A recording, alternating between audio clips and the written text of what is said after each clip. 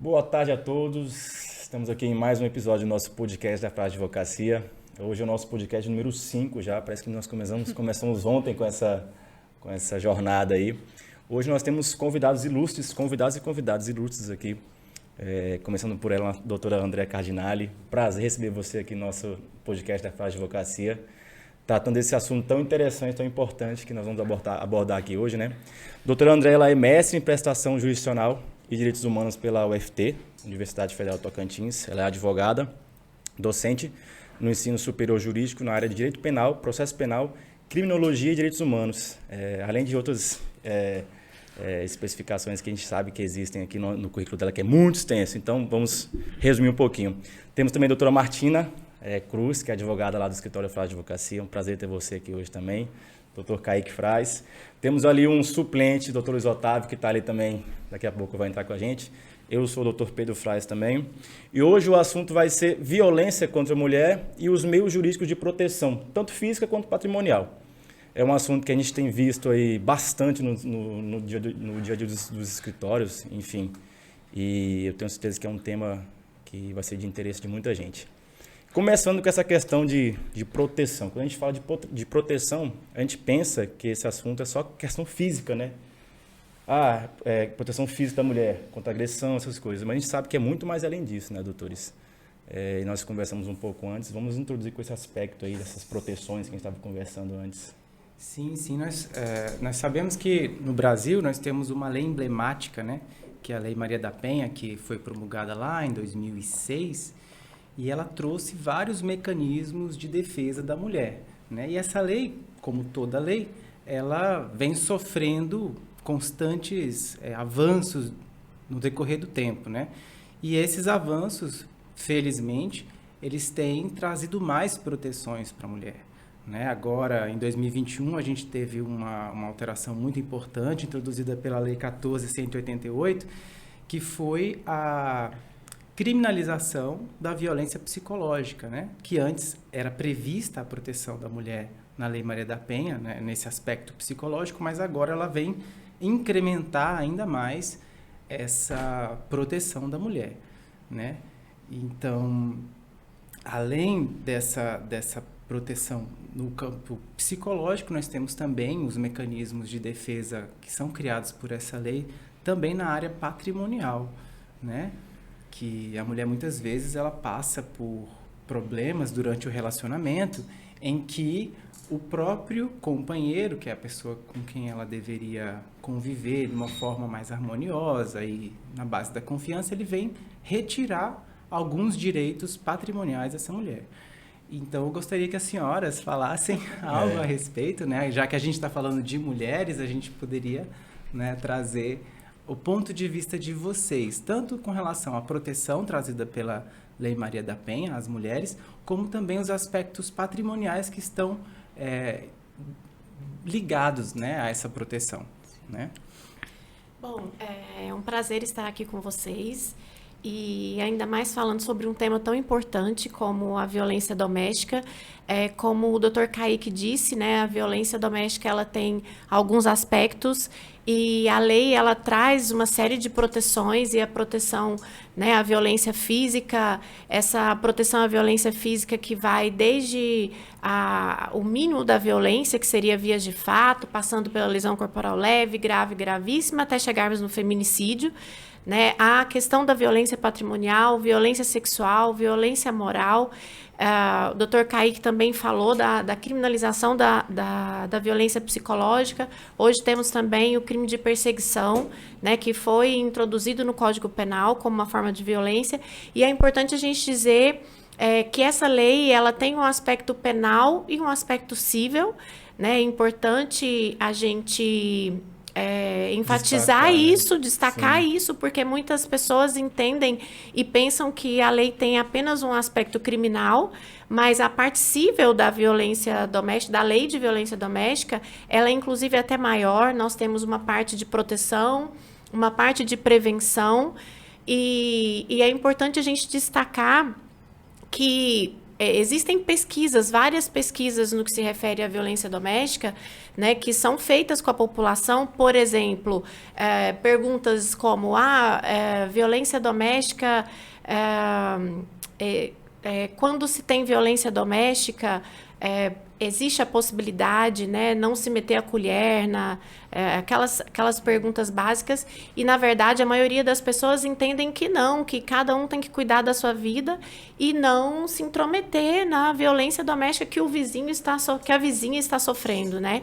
Mas a Lei Maria da Penha vem justamente para derrubar tudo isso e dizer exatamente o contrário. Se uma pessoa do meu lado está sofrendo violência doméstica, sim, a gente vai arrombar a porta e a gente vai enfrentar tudo isso aí. Comunicar às autoridades, né? Exatamente. Uma coisa interessante que a doutora Andréa mencionou é que esse aspecto civil da Lei Maria da Penha é muito mais abrangente até que o aspecto criminal. Por exemplo, a Lei Maria da Penha em si, ela não prevê tantos crimes no texto dela, né? Ela prevê os mecanismos de defesa. Os crimes, a maioria deles, se eu não me engano, tem um só, que é o crime de descumprimento de medida protetiva, que está expressamente previsto na Lei Maria da Penha. Mas os demais crimes, eles são todos previstos no Código Penal e na legislação especial. E aí aplica-se o rito da Lei Maria da Penha, que cria, dentro do processo, mais benefícios para a mulher, para igualá-la nessa situação de desigualdade. Por exemplo, a gente tem uma construção jurisprudencial que, dentro do rito da Lei Maria da Penha, o acusado, né, o réu, ele não pode fazer uso de benefícios que são concedidos a ele em crimes comuns, né? Por exemplo, a suspensão condicional do processo, a transação penal. Esses benefícios processuais que o réu faria jus em outro crime comum praticado contra uma outra pessoa que não a companheira ou a namorada, ele poderia se beneficiar, né? Aqui, nesse rito, nesse procedimento específico da Lei Maria da Penha, ele não tem esse benefício. Então, assim, a Lei Maria da Penha, ela tem reflexos no penal, só que ela não tem essa previsão de crimes. Ela vai orientar a proteção da mulher, né?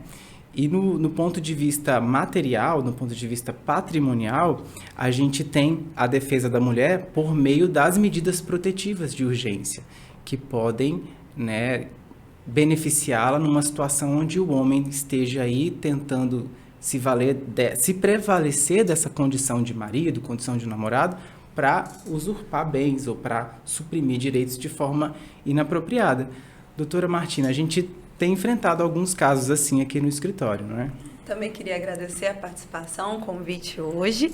E sim, a gente tem enfrentado no nosso dia a dia no escritório, e eu sei que é um problema nos escritórios do Brasil todo, que a gente vê mulheres desamparadas que entraram em relacionamento sem ter nenhum conhecimento a respeito da vida financeira delas, do parceiro, e vão construindo juntos. Eles vão construindo patrimônio, aí acontecem essas violências domésticas, a violência psicológica, violência patrimonial. A gente vê o companheiro se utilizar desse relacionamento abusivo para reter os bens delas, para manipular conta bancária, para vender, alienar também, doar até bens que não são dele. Muitas vezes são da companheira, da esposa, e acabam sendo levados ao vento pelo companheiro ou pelo esposo que se acha no direito de fazer isso, porque ainda existe dentro do imaginário popular, dentro da cultura do machismo, da misoginia, a ideia de que o dinheiro do casal tem que ser gerido pelo homem.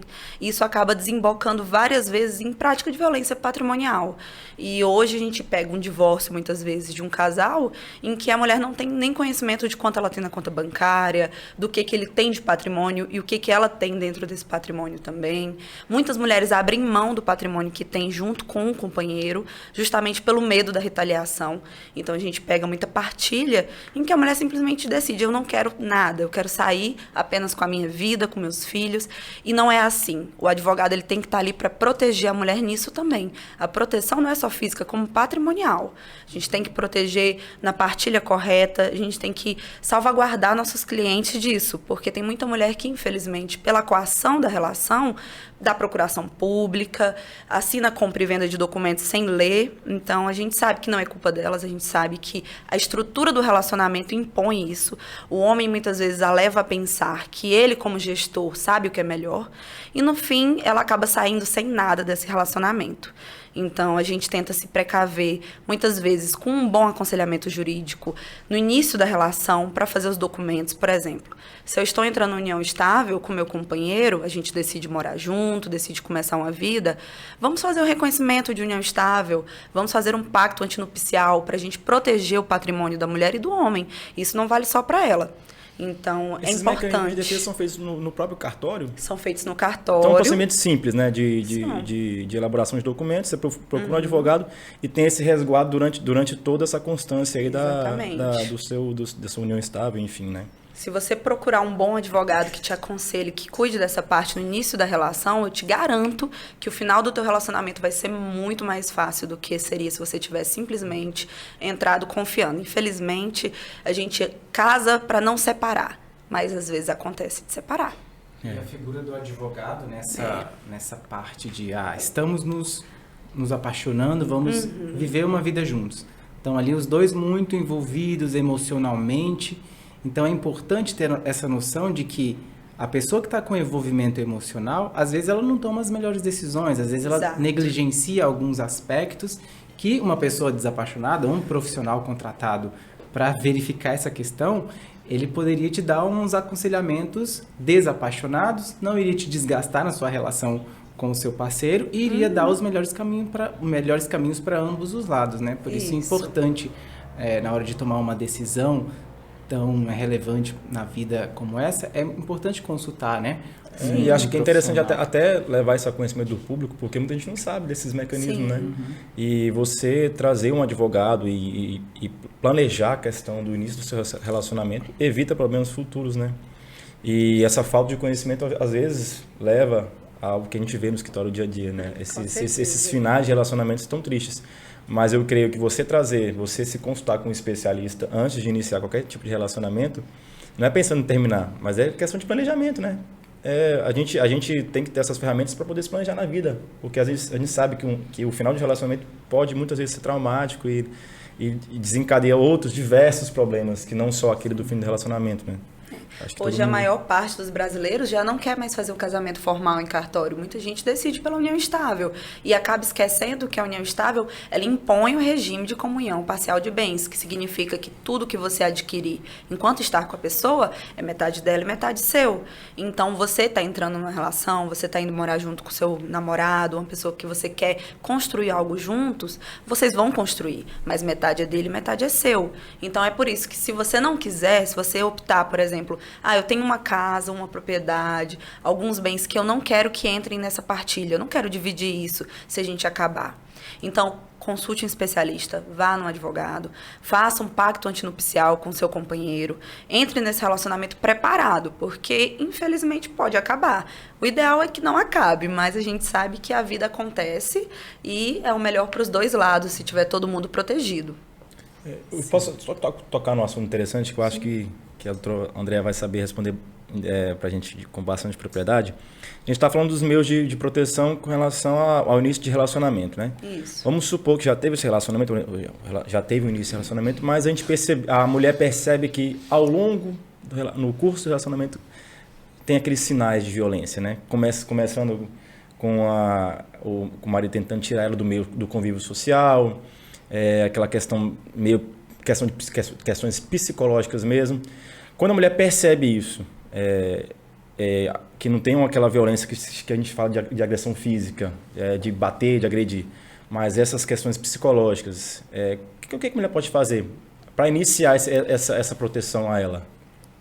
Então, doutor, eu acho que a violência psicológica é uma das piores justamente por causa da dificuldade que se tem de se provar e dificuldade da própria vítima se reconhecer como vítima, né? Eu acho que esse é um dos grandes problemas da violência doméstica em todos os aspectos, inclusive a doutora acabou de falar do aspecto patrimonial, né? A mulher não se enxerga como vítima.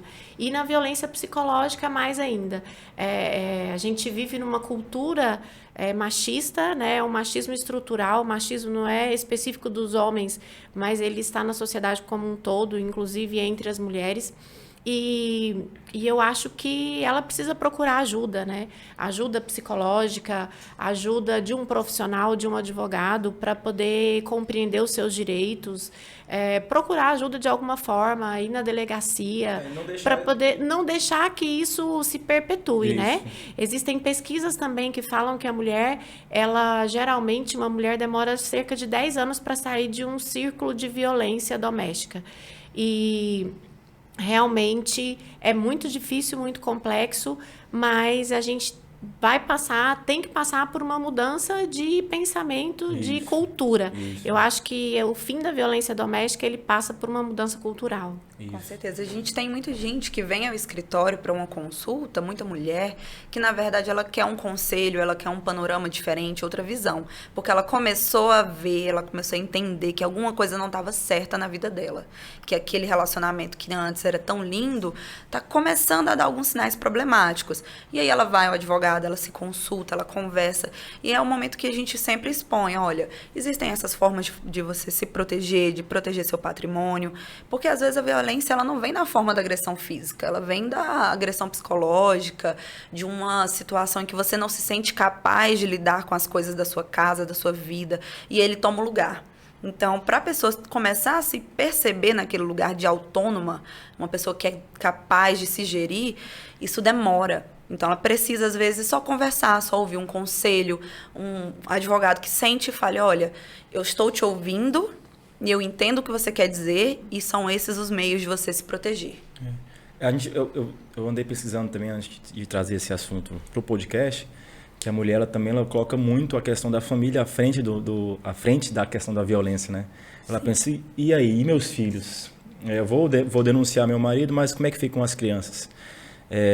Então, como a doutora falou, ela fica nesse sentimento, tentando buscar meios alheios a procurar especialistas, procurar ajuda, por conta desse medo, né, de às vezes não saber se isso é violência, se não é violência, às vezes com medo de perder a família, da família se desfazer, mas a gente sabe que quanto antes procurar, melhor, né?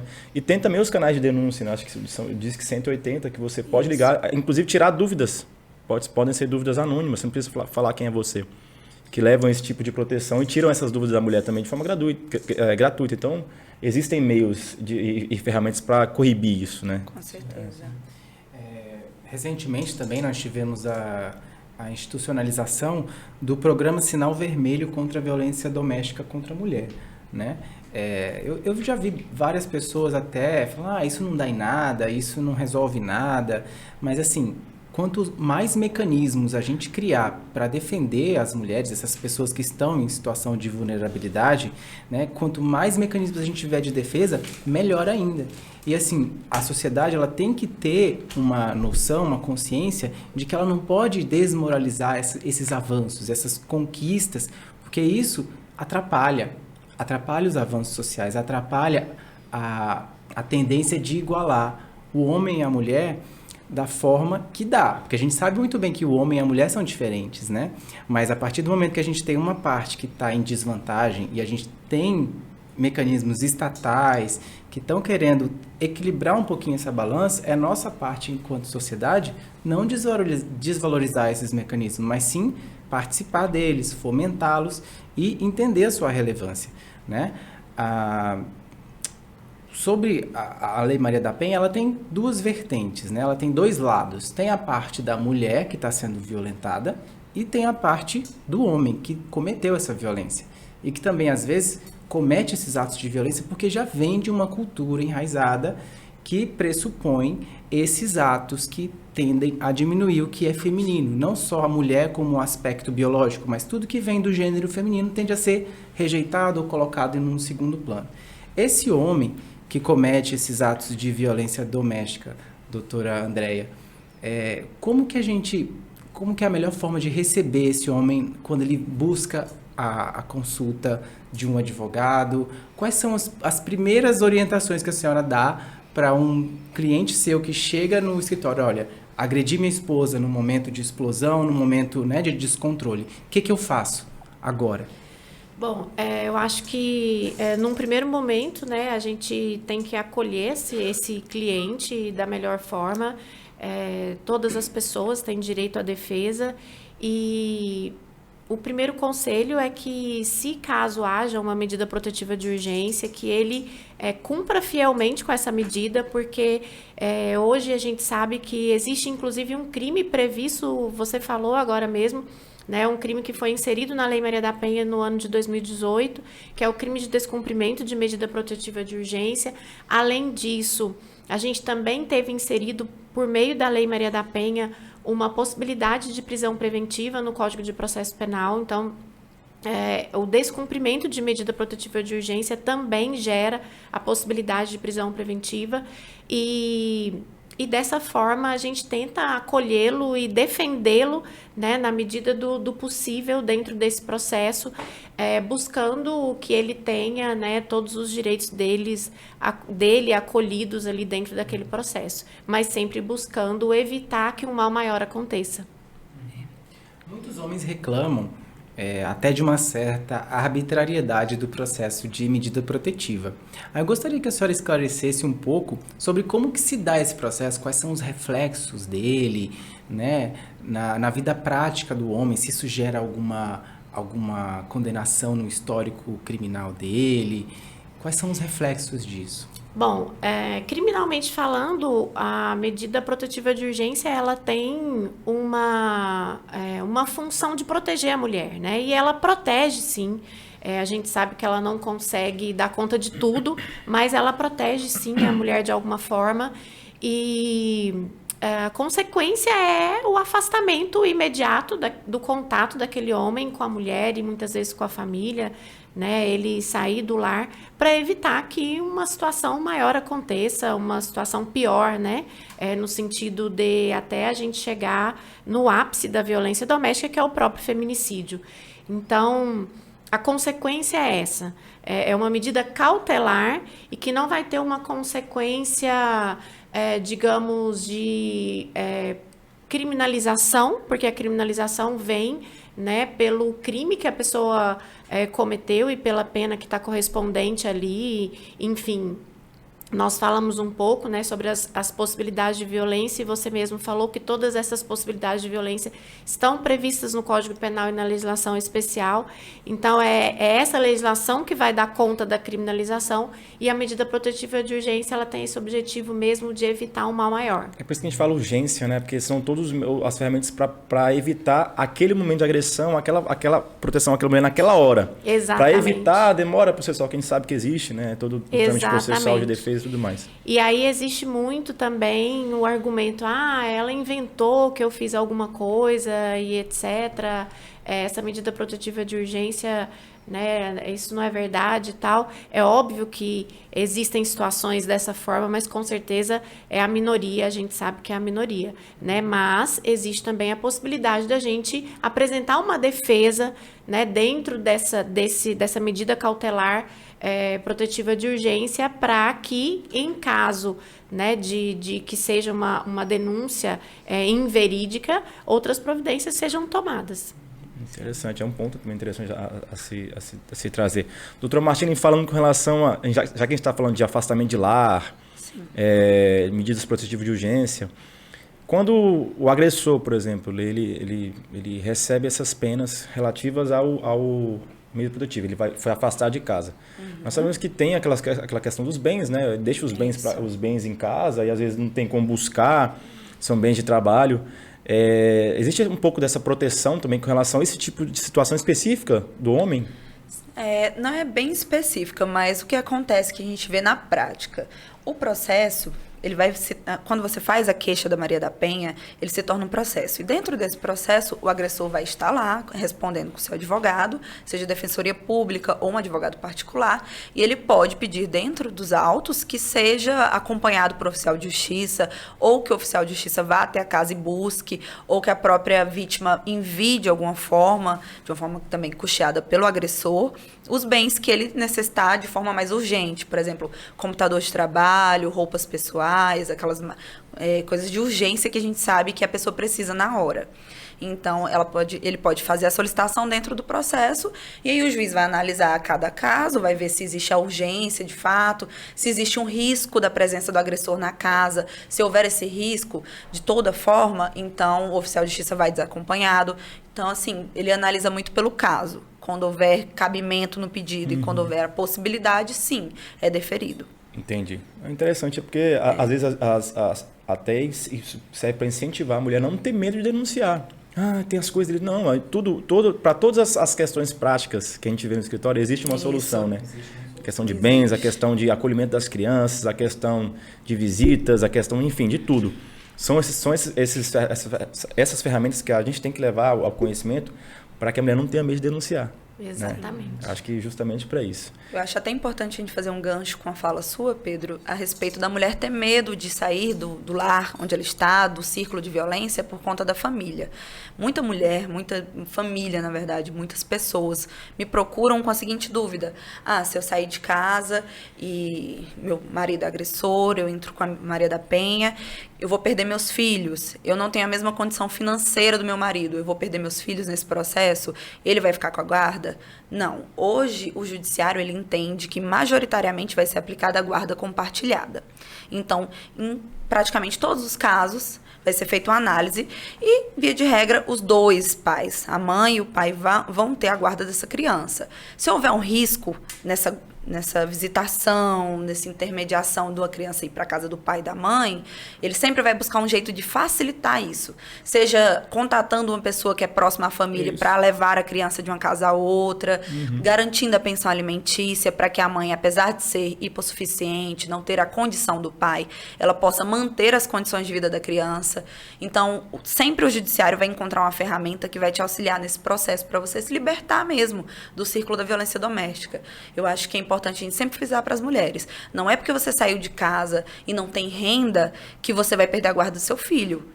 O judiciário ele vem para te proteger disso. Inclusive, dentro da própria protetiva, se eu não me engano, doutora Andréia, existe o pedido de pensão alimentícia, certo? Sim. Então, vejam só, você pode entrar com um pedido de pensão alimentícia já no momento do pedido da Maria da Penha. E quando fala pensão alimentícia, não é só para criança, é para a mulher que é hipossuficiente, que isso fique bem claro. Exatamente. Né? A mulher que depende do marido, que não trabalha, que cuida sempre da casa, exatamente, existe a fixação de pensão alimentícia para ela, que isso fique claro. Não é só para a criança também é outra pensão. Então, a gente tem aqui esses dois mecanismos ainda de proteção, de acolhimento da mulher, né? Existem diversas ferramentas que o juiz vai se utilizar na hora que ele analisar o seu caso para ver o que ele pode fazer para melhor te proteger. Seja patrimonialmente, seja colocando a medida restritiva para que ele não entre em contato, que ele não ligue, que ele não te mande mensagem. Tudo isso vai de caso a caso. Interessante. E a gente conversando aqui nos bastidores, antes de começar, a gente até tocou num ponto interessante, o doutor André falou também que é interessante, com relação a essa mudança de cultura do pensamento da proteção à mulher, né? Que antigamente a gente tinha um pensamento com relação ao que se tinha de conhecimento sobre casal, porque não se pode meter a colher, e a gente percebe aí uma mudança de chave quando vem a entrada em vigor da Lei Maria da Penha. E a gente precisa trabalhar agora a questão da mudança de mentalidade nas escolas, né? Ensinar as crianças a ter essa visão de proteção da mulher. A gente vê um pouco já isso hoje em dia, mas acho que é muito pouco disseminada essa informação, né? Então, acho que a gente tem um consenso com relação a isso, né, doutora? Exatamente. E, quando a gente vai procurar as pesquisas, a gente vê que o Brasil ele é o 5º país que mais mata mulheres, né? Dentro aí de um universo de 80 a 84 países que foram pesquisados, o Brasil é o 5º. Então, e ao mesmo tempo, a Lei Maria da Penha é uma das leis consideradas exemplares, né? Uma das leis mais completas de proteção à mulher. E daí a gente começa a pensar, mas por que a gente tem a melhor lei do mundo, uma das melhores leis do mundo, e a gente não consegue, né, evitar tantas mortes de mulheres que a gente vê todos os dias aí nos noticiários e com pessoas próximas a nós. E isso nos faz refletir e nos faz pensar que realmente é uma mudança cultural, mas que a gente também, nessas conversas de bastidores, o Dr. Kaique ainda mencionou que a Lei Maria da Penha ela veio também com esse propósito de publicizar a violência doméstica, né? Pouco se falava ou nada se falava, né? Nessa cultura de em briga de marido e mulher, ninguém mete a colher. A gente ficava... as vítimas, elas não tinham nem noção de que eram vítimas mesmo. Sim, e hoje não. Hoje a lei, a própria os próprios mecanismos de prevenção da lei trazem uma série de possibilidades da gente realmente espalhar essa cultura, né, de negativa do machismo. E daí, quando a gente fala de feminismo, o feminismo não é o oposto do machismo. Na verdade, o feminismo é a igualdade que as mulheres querem tanto, né, entre os homens, igualdade entre homens e mulheres. E a é só segurança isso. de se viver, né? Se viver com a Exatamente, tranquilidade, o de saber direito. que seu parceiro não pode te ferir. Exatamente. A doutora tocou num ponto interessante. Fiz uma pesquisa nos dados de 2021 e o Tocantins é um dos estados que tem a maior média nacional com relação ao feminicídio. Nosso estado, então, está lá nas primeiras posições do ranking quando se fala em feminicídio. Exatamente. Então, é um dado triste, né, para o Tocantins. A gente sabe que essa mudança de mentalidade tem que ser urgente nas escolas, nas famílias, para evitar esse tipo de situação, né? E sempre lembrando que a agressão física, ela é uma das formas de violência contra a mulher. A violência psicológica é silenciosa, ela é extremamente eficaz, o homem é muito capaz daquilo e às vezes ele nem percebe. A forma como ele faz, que é a reprodução do machismo que ele cresceu inserido, acaba levando a pensar que aquilo é natural. E a mulher também não se dá conta até que seja muito tarde. E a patrimonial também, da mesma forma, porque elas andam juntas. Interessante. Doutores, nós temos um outro tema, assim, trazendo esse gancho com relação à proteção patrimonial nesses casos de violência doméstica, que até um caso que o doutor Luiz vai comentar com a gente, quiser até se aproximando aqui, fazer essa substituição aqui para... Pode ser, então, vem aqui por trás, pode substituir tranquilo aqui, nós estamos em casa, viu, gente? Aqui, ó, vocês estão vendo que é tipo seleção brasileira, sai um craque entre outro, que tá vendo Escalado aqui, ó. agora, doutor Luiz Otávio. Doutor Luiz Otávio, junte-se à mesa aqui. O nosso assunto, todos conhecem o Dr. Luiz Otávio, né? Aquele nosso novo astro da fase de advocacia, bombado nas redes sociais aí. Doutor, nós conversando, fazendo a pauta desse podcast de hoje, a gente lembra muito dos casos práticos que nós temos no escritório, né? Com relação a tudo que a gente vê no dia a dia ali, desses casos de violência doméstica. Eu queria que vocês trouxessem para a mesa um pouco desses exemplos e das soluções que a gente tem para esse tipo de situação, para evitar futuros desgastes no fim de relacionamento, para proteger a questão patrimonial da mulher e do casal nas relações que estão começando. Então, eu queria que vocês trouxessem isso para a mesa agora. Boa tarde a todos. Eu ouvia vocês falar do tema, que é um tema muito palpitante, e eu gosto sempre de referir que há dois pilares bem definidos. O primeiro pilar é o pilar da documentação, né? E o segundo pilar é o pilar da proteção da mulher. O pilar da documentação que é muito negligenciado no começo, porque é natural que as pessoas se apaixonem, né? Entrem no relacionamento querendo acertar. Ninguém entra com um relacionamento para desacerto, né, para separar, e via de regra vem os filhos e cria-se esse ambiente favorável para emoção, para o desvio do foco para a criação dos filhos, e nesse meio caminho, nesse meio do relacionamento, a violência acontece de uma forma ou de outra. A violência doméstica física já está bem caracterizada, todo mundo já sabe dos canais de proteção das mulheres. Mas o que tem visto crescer hoje nos escritórios, tanto no nosso como no escritório PUC, da doutora Andréa, nos escritórios por aí em geral, na Defensoria Pública também, porque vivemos uma epidemia de agressões. Isso não tem a ver com classe social. Todas as classes sociais têm episódios lamentáveis de violência. É que a violência patrimonial e a violência psicológica, ela é silenciosa, ela não é identificável, ela é difícil de você verbalizar. Até os próprios parentes desconfiam da vítima.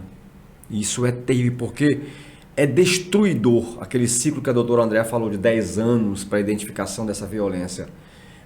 Quando chegar ao final desse ciclo, ela está, via de regra, a mulher está destruída psicologicamente, arrasada patrimonialmente, desfigurada até a sua própria psique, a sua própria autoestima lá embaixo. Então ela muitas vezes se vê como culpada da violência por não ter identificado isso antes. Isso é muito doloroso, não é? Então, o doutrinador começou a voltar os olhos hoje, especificamente para a violência psicológica, como um formato maior de proteção desse grande guarda-chuva que a lei trouxe. E a nossa lei é muito moderna, é muito atual, mundialmente é uma referência, mas nós precisamos que as instituições sejam mais ágeis para evitar esse morticínio, tanto física como psicologicamente, das mulheres. Nós verificamos que no pilar documental é preciso, desde cedo, que a mulher compreenda, e aí o doutor Pedro falou da formação lá na escola de base, e precisamos desses mecanismos de orientação mesmo, e de treinamento das mulheres, e massivamente levar a elas a orientação e a informação, para cuidarem também, até mesmo dos contratos de namoro.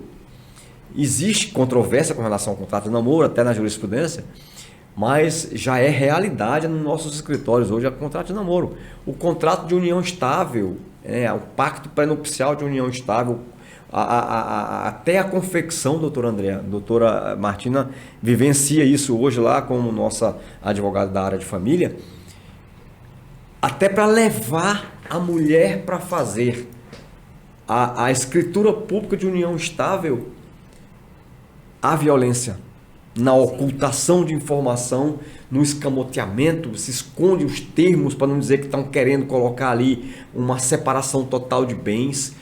A linguagem que se utiliza nos documentos. E outra coisa, doutor Pedro, você falou muito bem, essa linguagem, ela oculta a real intenção do marido.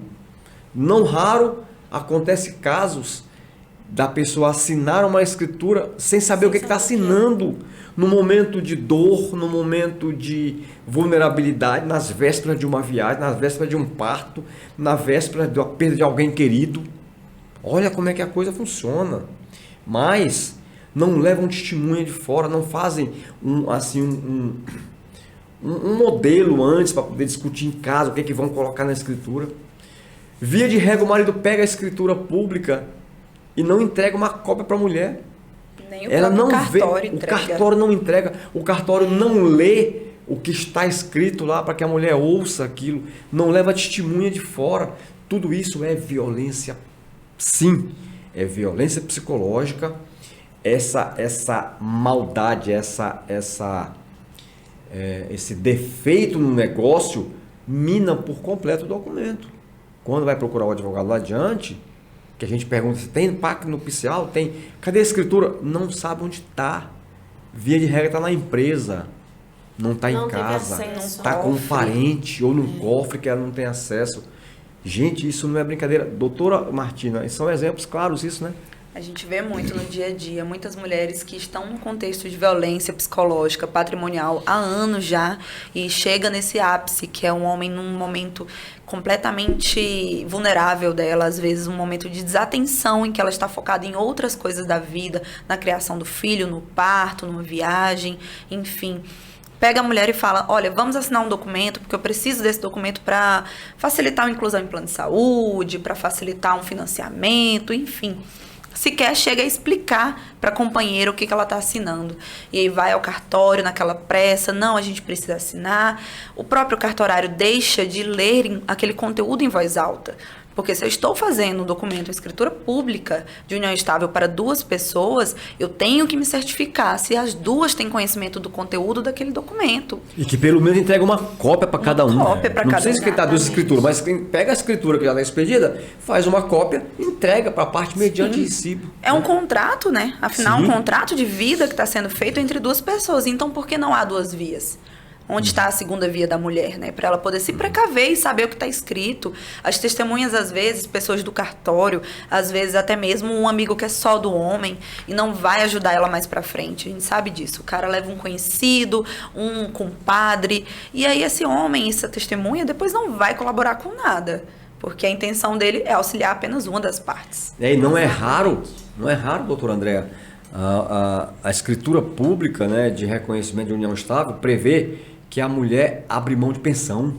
Pensar nisso. Abrir mão de bens, Exatamente. abrir mão de pensão, abrir mão de patrimônio, abrir mão de mudança, abrir mão de guarda de filhos, bota até isso Porque ela não nas se escrituras. reconhece como uma pessoa que tem direitos, né? Exatamente. Porque ela ouviu a vida toda que ela estava numa condição de inferioridade e que muitas vezes o marido estava fazendo um favor e que para ficar livre ela prefere abrir mão de tudo para terminar logo com E o também, sofrimento. às vezes, é colocado isso sem que ela saiba. Ela não ela lê, assina sem ler. Assina o documento sem ler. Então. Exatamente. Ah, não tem direito. Isso cai no judicialmente, cai. A gente sabe que se colocar lá uma cláusula de abrir mão de pensão, de abrir mão de patrimônio, isso cai. Por quê? Porque na separação de bens, na escritura pública de união estável com separação de bens, tem que ter um pacto pré-nupcial.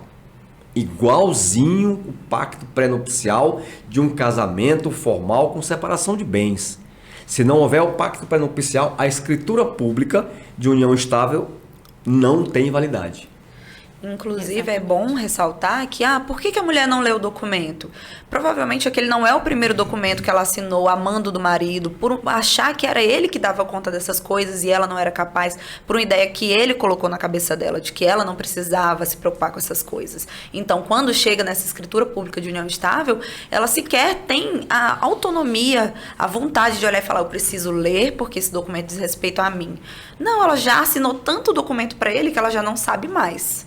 E no pilar da proteção também, quando eu falo na proteção, já falando dessa relação interna entre eles, há muito de confiança. A mulher confia muito no marido, é quem gere, geralmente na sociedade nossa machista, é quem gere os negócios, é quem gere o patrimônio. Muitas vezes ele pega o dinheiro do salário dela e põe na conta dele, é quem dá. E a utilização do nome destinação. também, às vezes o nome do homem não, já tá, a gente fala, já tá manchado, né? E ele utiliza o nome da mulher para fazer os negócios que são de interesse dele. Isso é Sim. importante. Já começa doutor Pedro. daí a questão da violência, já começa Eu desse vejo ponto, né? Isso é muitas perigosíssimo, mulheres. né? Vejo muitas mulheres com o nome negativado por dívidas contraídas pelo marido.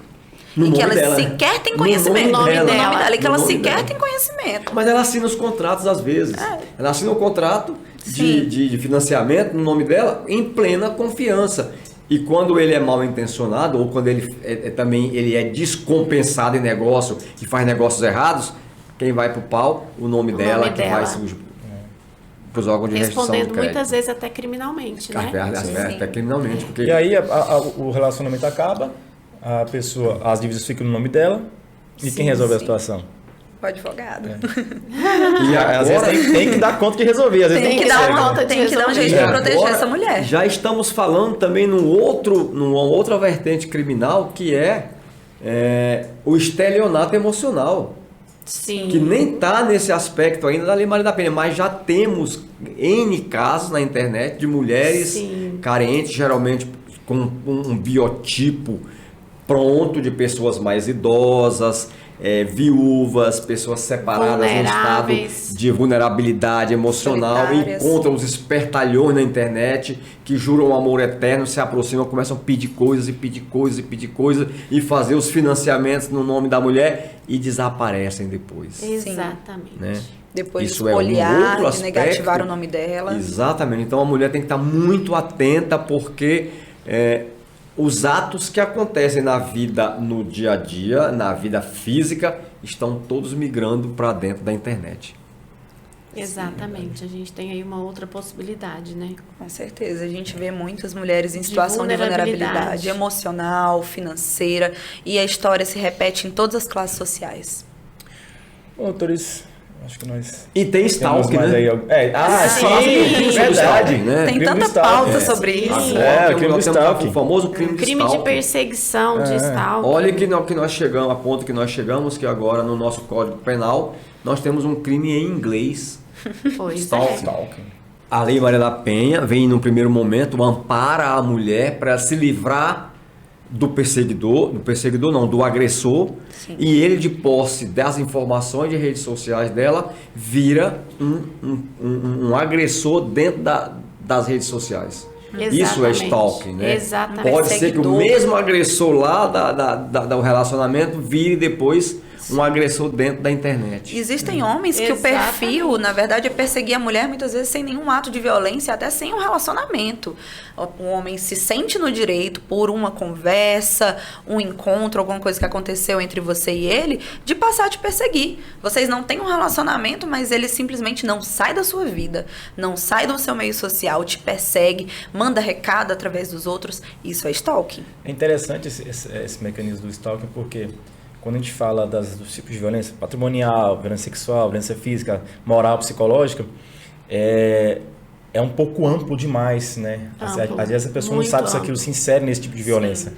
Então, o crime de stalking, eu acho que veio para isso, né? Para a gente poder falar assim, ó, esse tipo de conduta também é criminalizado. Não é porque ocorre por meio de rede social que não é crime. Né? Doutor Kaique quer falar alguma coisa?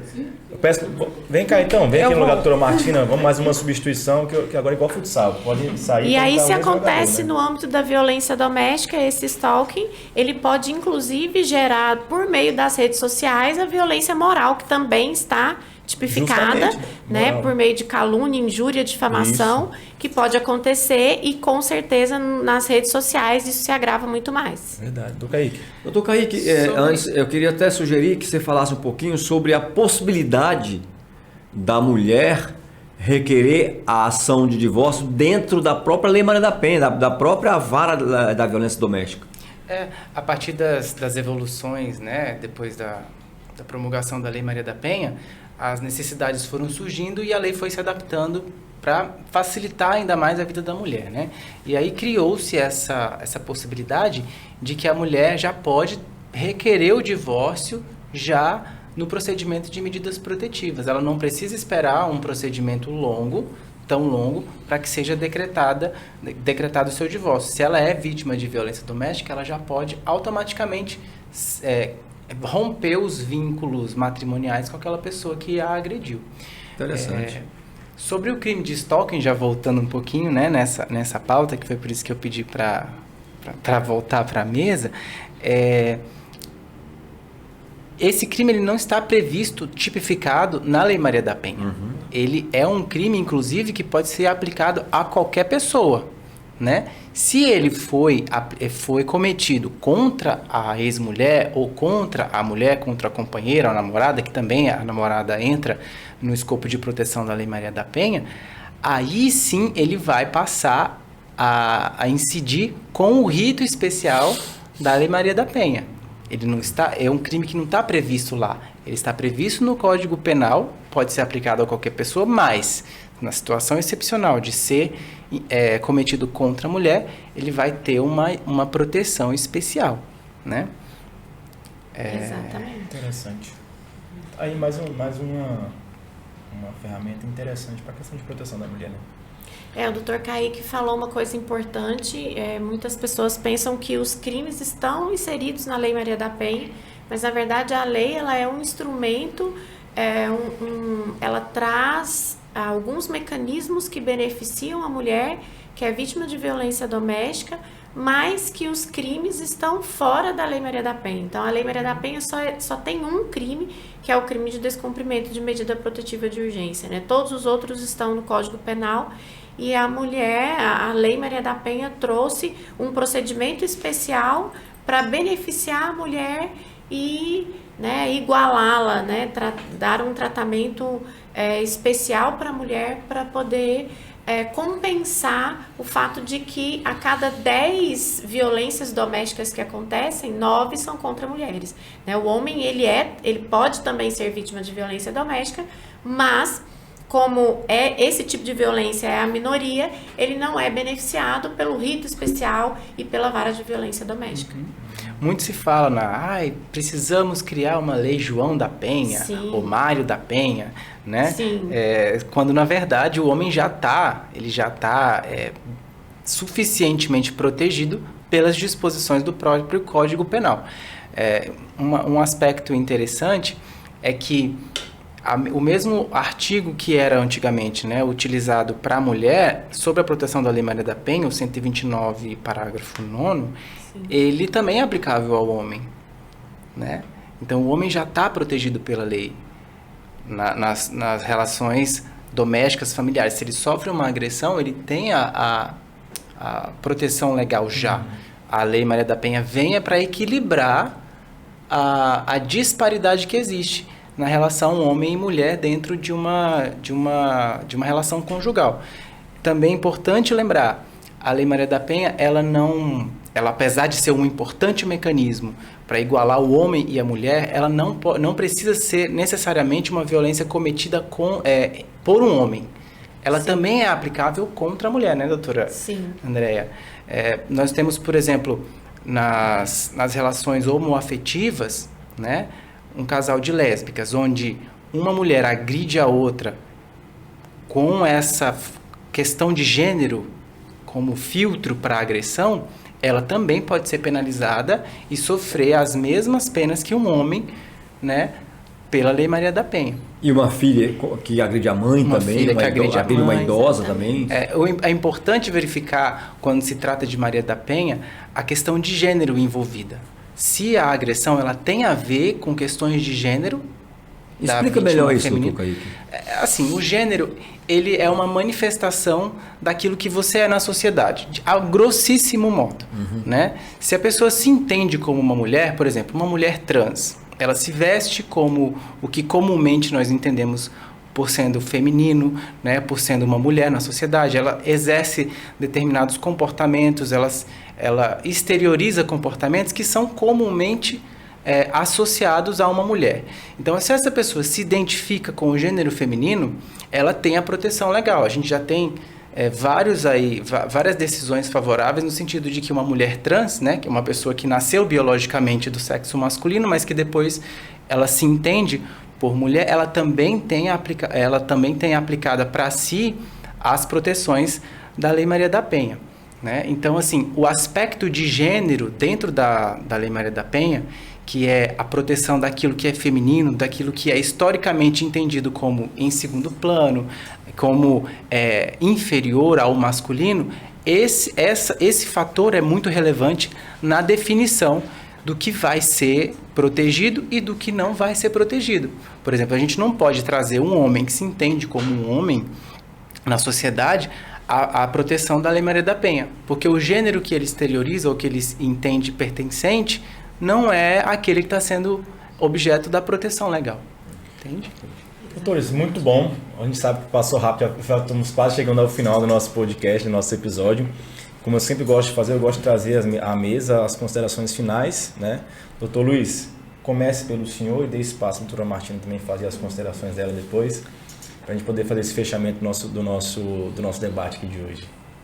É uma alegria cada vez que a gente vem aqui para esse podcast, né? Poder aprender com vocês, poder debater questões bem impulsantes e bem interessantes para a comunidade, para a sociedade, para que ela possa ser melhor orientada, ter mais informações, que o nosso objetivo aqui é prestar informações para que as pessoas possam melhorar as suas vidas, né, os seus relacionamentos no dia a dia.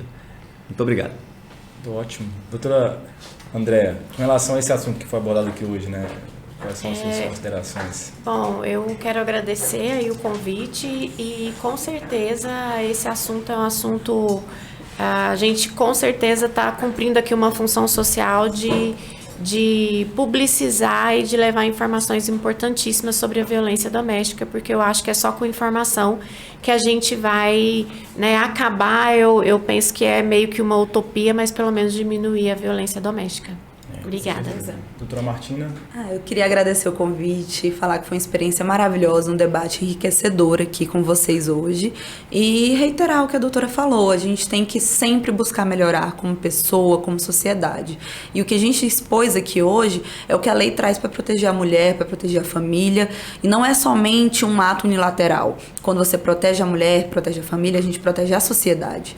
Então a gente diminui o índice de violência, a gente diminui a desigualdade, e é importante a gente frisar que a violência contra a mulher não é só física, é psicológica, é patrimonial, é sexual, é de várias formas. Então ficar atento sempre. Você que fala uma coisa sem pensar, às vezes, que magoa sua parceira, que coloca ela para baixo, e você, mulher, que está em casa e às vezes se sente maltratada, se sente diminuída por quem você é. Busque ajuda, busque um psicólogo, busque um advogado. Não precisa sair de casa, se separar, se não foi isso que você quiser naquele momento. Mas se proteja. porque é se protegendo que a gente consegue proteger outras pessoas, seus filhos, sua mãe, seu pai e até o seu companheiro, de eventualmente as coisas piorarem entre vocês. Ótimo. Doutor Kaique? Para mim também é uma alegria muito grande estar aqui com a doutora Martina, que é a minha colega, né, lá no escritório, e com a doutora André, que foi minha professora, e agora eu tenho a alegria de estar aqui, né, discutindo, debatendo temas de tanta importância para nós e para a sociedade, né? E assim, deixar claro que a Lei Maria da Penha, ela precisa ser debatida. Sim, ela não é uma lei perfeita, ela não é uma lei que não está sujeita a modificações, mas ela representa sim um grande avanço e ela tem que ser valorizada e a sua importância tem que ser reconhecida na sociedade, né? Que isso também é um importante passo para que a gente, como a doutora Andréa falou, não extermine de vez a violência contra a mulher, mas que a gente possa aos poucos ir mitigando e ir prevenindo novos atos de violência. Ótimo, quero dizer que foi um prazer ter vocês aqui na mesa, doutora Andréa. Obrigado demais pela presença aqui hoje. Obrigada. Doutora Andréa foi nossa professora, hoje é nossa colega de trabalho. É um orgulho para mim.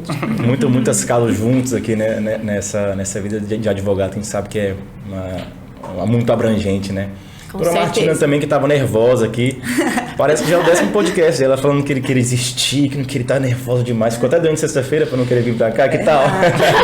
Temos que adiar o podcast porque ela ficou doente. Olha que coisa. E agora eu vou voltar nas próximas e eles vão ter que me tirar daqui à força. dizer que foi um prazer ter vocês aqui hoje. Acho que foi um debate muito bom. A gente trouxe muitas informações que tenho certeza que muita gente não sabe com relação à violência contra a mulher, com relação a esses mecanismos de defesa.